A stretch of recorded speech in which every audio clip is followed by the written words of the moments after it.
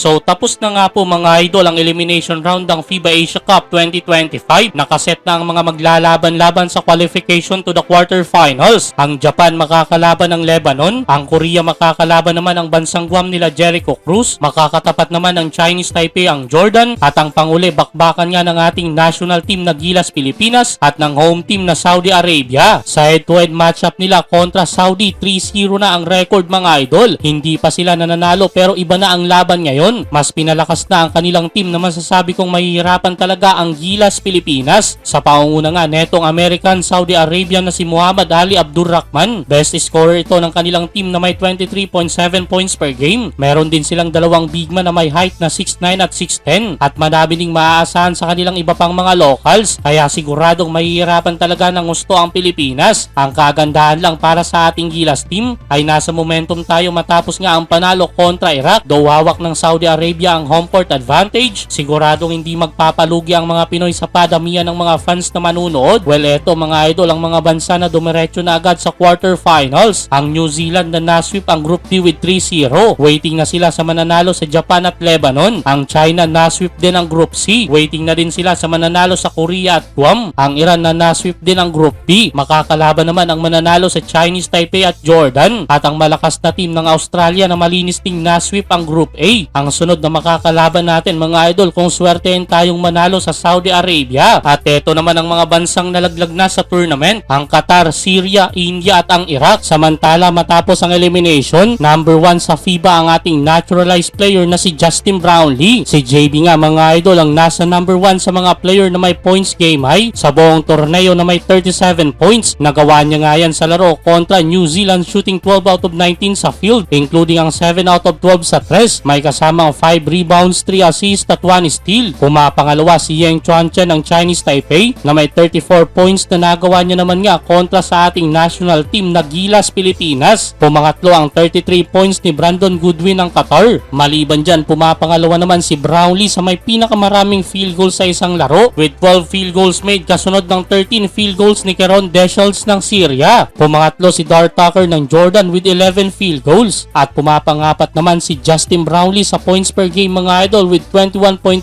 points. Pumapangalawa naman dyan ang magiging problema natin sa Saudi Arabia na si Muhammad Ali Abdurrahman na may 23.7 points per game. Sa top 6 si Brownlee ang may pinakamataas na accuracy with 51.1%.